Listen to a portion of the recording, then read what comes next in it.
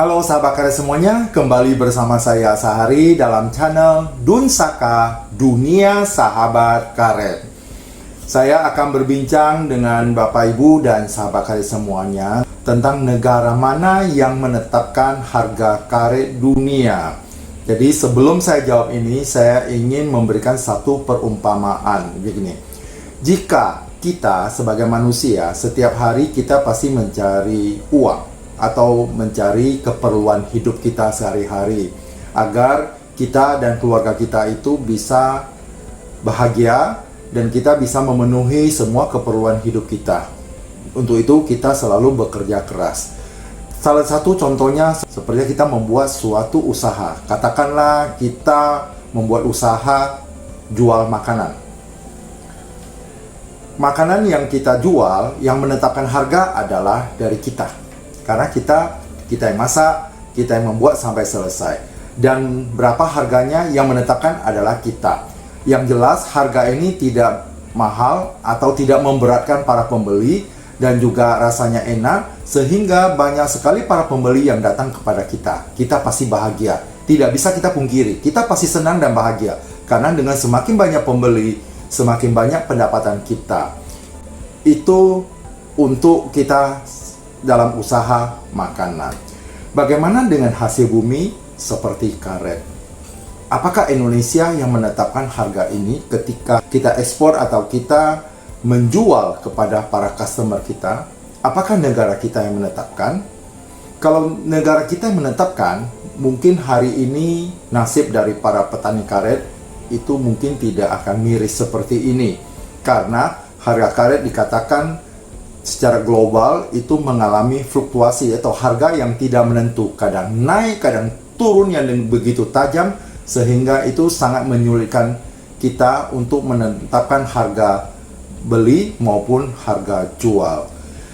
Thailand termasuk negara nomor 1. Apakah Thailand juga punya kemampuan untuk menetapkan harga karet dunia? Atau Malaysia? Katakanlah kita 3 negara bergabung, apakah mampu menetapkan harga karet secara global? Saya katakan bahwa itu tidak mampu. Berbeda dengan jual makanan tadi. Kita yang menetapkan harganya dan apakah harga itu cocok sesuai dengan makanan yang kita sajikan. Artinya harga dengan makanan itu harus seimbang. Sehingga itu tidak memberatkan para pembeli. Semakin murah makanan dan semakin enak itu pasti diserbu oleh para pembeli.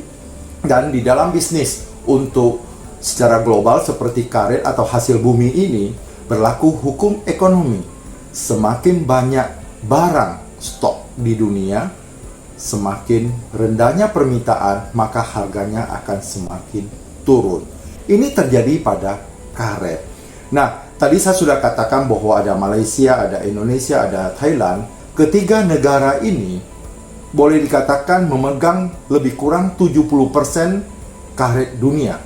Dibandingkan dengan negara-negara lainnya, Indonesia, Thailand, dan Malaysia, ini adalah ketiga negara penghasil atau produsen karet terbanyak di dunia. Kalau ketiga negara ini tidak ekspor, maka pasti dunia akan kekurangan karet. Nah, jadi bagaimana? Siapa sebenarnya atau negara mana yang sebagai penentu bahwa karet ini naik atau turun di dunia karet ini atau di dunia khusus untuk hasil bumi ini agak berbeda yang seperti tadi saya katakan. Kita punya barang, kita punya dapur, kita membuat semuanya, tapi kita tidak punya wewenang untuk menentukan harganya. Tapi siapa sebenarnya negara penentu harga? Negara itu adalah negara yang sangat besar, sudah hampir sejajar dengan negara Amerika Serikat. Negara itu adalah Tiongkok. Karena di bumi ini penggunaan terbesar karet alam adalah di negara Tiongkok. Mulai dari awal tahun 2000-an sampai saat ini, negara Tiongkok ini boleh katakan secara perekonomian itu tumbuh secara pesat, baik di dunia otomotif, elektronik maupun yang lainnya itu tumbuh secara pesat. Dengan tumbuhnya ekonomi secara pesat, maka negara Tiongkok ini membutuhkan banyak karet. Maka mereka adalah dikatakan pengguna karet terbesar di dunia. Nah, dikatakan bahwa seluruh karet di Indonesia itu tidak cukup dipergunakan oleh Tiongkok. begitu banyaknya penggunaan karet di negara ini.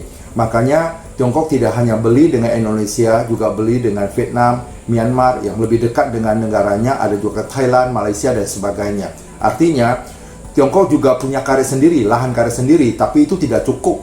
Makanya, Tiongkok harus mengambil juga atau membeli karet dari negara-negara lain. Yang mereka cari adalah negara-negara ASEAN, karena negara-negara ASEAN itu adalah penghasil karet yang paling besar di dunia. Salah satunya adalah Indonesia. Makanya, kenapa Tiongkok bisa menjadi penentu?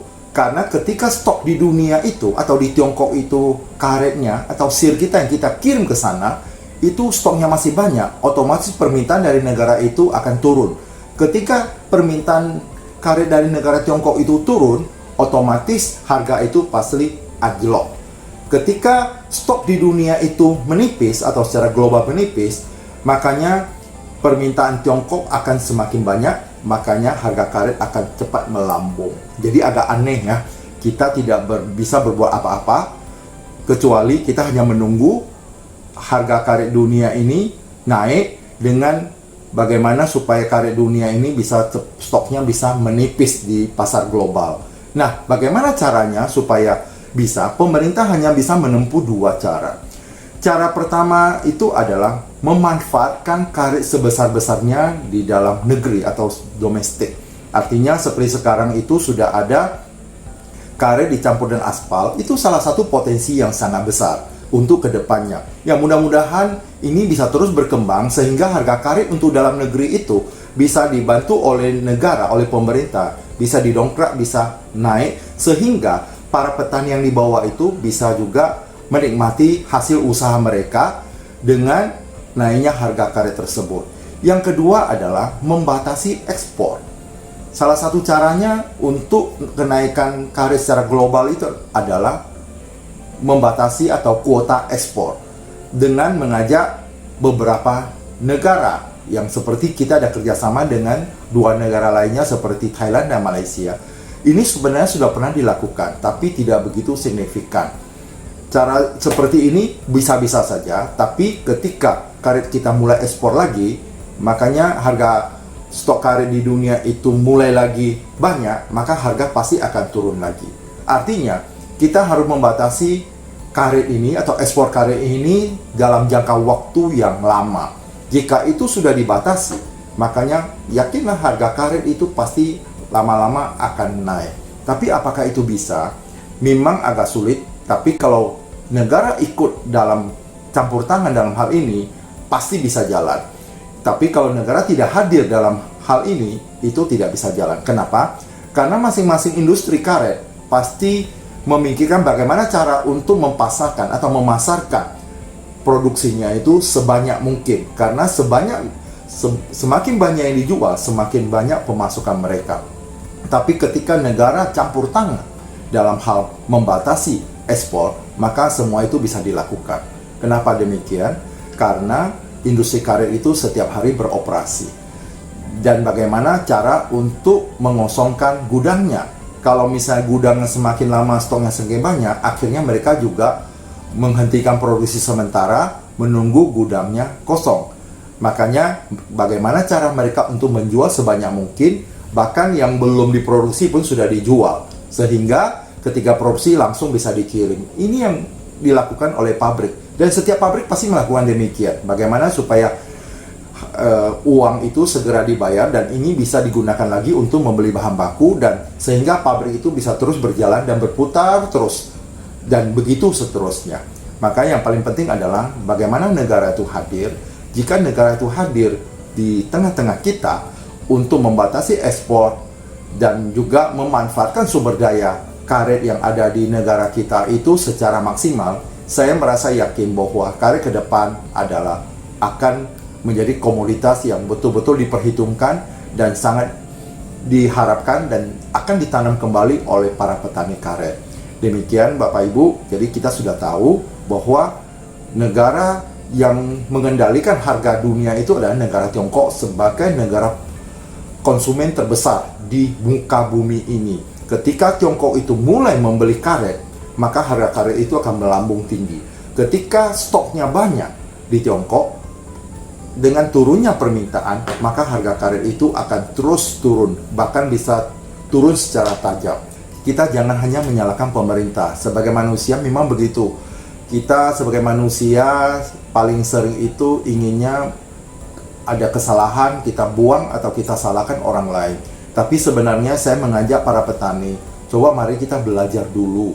Kadang-kadang kalau kita tidak belajar, kita berbicara, kadang tidak relevan dengan apa yang kita bicarakan. Sebenarnya pemerintah sudah banyak membantu bagaimana harga karet itu bisa naik. Tapi untuk Indonesia, satu negara itu tidak mungkin bisa menaikkan itu. Kenapa? Karena di negara-negara yang baru berkembang seperti Vietnam, Myanmar, Laos, dan Kamboja, ketika kita tiga negara ini membatasi, mereka tetap ekspor. Karena apa? Biaya produksi di sana seperti Myanmar, Vietnam, itu biaya produksinya lebih rendah dari kita. Dengan demikian, dia jual murah, dia masih bisa untung. Tapi untuk kita tiga negara, karena biaya produksi kita lebih tinggi dari mereka, maka kita sulit untung. Inilah yang mengakibatkan negara-negara luar kadang-kadang tidak ambil dengan kita. Dia ambil ke Vietnam, Myanmar, apalagi Tiongkok lebih cenderung mengambil ke Vietnam, ke Myanmar. Kenapa? Karena itu sangat dekat dengan negaranya. Sehingga biaya pengiriman itu dapat dihemat. Kalau ke Indonesia kan sangat jauh sekali, bisa hitung mungkin 1 atau 2 bulan baru sampai ke negaranya, transit lagi, banyak lagi hal-hal yang harus diselesaikan. Sedangkan kalau Vietnam dengan Myanmar itu dekat dan itu sangat menghemat biaya pengiriman. Itulah sebabnya kenapa Tiongkok sekarang sangat sedikit untuk ambil di negara kita. Ketika masih 3 negara yang memegang karet ini, Tiongkok cukup banyak mengambil ke negara kita, Indonesia. Dan yang paling saya sedihkan, saya pernah dengar bahwa ini dari satu supply pernah cerita gini, Indonesia ini untuk pembelian karet itu, apabila dari Tiongkok itu membeli karet atau dari negara-negara lain itu membeli karet itu sudah tidak cukup, baru sisanya atau kekurangannya baru dari Indonesia. Sekarang yang kita mau adalah bagaimana Indonesia itu menjadi support utama untuk negara-negara seperti Tiongkok dan negara-negara lainnya, bukan yang kekurangannya baru ambil ke Indonesia. Apakah itu karena kualitas karetnya atau karena jarak dari negara tujuan ini sangat jauh sehingga sangat mahal dalam ongkos pengirimannya. Mudah-mudahan bukan begitu, tetapi kita berharap ya, mudah-mudahan bukan karena kualitas karet kita yang jelek, mungkin faktor jarak mungkin ya seperti itu. Tapi kita juga ke depan kita berharap, karena manusia itu pasti membutuhkan karet. Yang namanya manusia itu hidup itu pasti membutuhkan karet. Jadi karet itu juga termasuk untuk merubah dunia. Tanpa karet banyak hal yang tidak bisa kita kerjakan.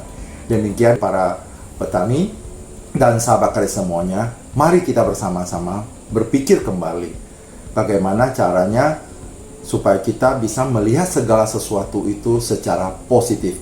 Melihat segala sesuatu itu dengan pikiran yang luas. Kalau ini bukan kesalahan dari pemerintah, jangan kita selalu menjelekkan pemerintah kita. Ketika kita menjelekkan terus pemerintah kita, bangsa lain pun akan merendahkan kita. Karena seperti kita saja, kita hidup dengan diri kita sendiri, kita selalu menjelekkan jasmani kita. Tapi yang jasmani kita jelek, ataupun dalam tingkah laku yang tidak bagus, yang malu juga kita. Begitu juga dengan negara kita. Kita selalu berbicara yang tidak baik, negatif kepada pemerintah tidak peduli, dan sebagainya. Tapi coba kita pelajari dulu, betulkah demikian? Ketika kita pelajari ternyata betul bahwa pemerintah tidak itu, baru kita komentar. Karena itu kita punya fakta pendukungnya atau punya bukti pendukungnya. Tapi kalau kita tidak mempunyai bukti bahwa pemerintah tidak peduli, berarti kita belum mengetahui secara jelas duduk persoalannya. Sehingga kita selalu berkoar-koar keluar bahwa pemerintah salah ini sama. Itu sebenarnya itu kita mencemari diri kita sendiri. Baik para sahabat karet, mari kita belajar untuk lebih cerdas dan lebih bijaksana. Semoga para petani dan sahabat karet semuanya selalu sehat, sukses, bahagia, dan menjadi orang yang luar biasa.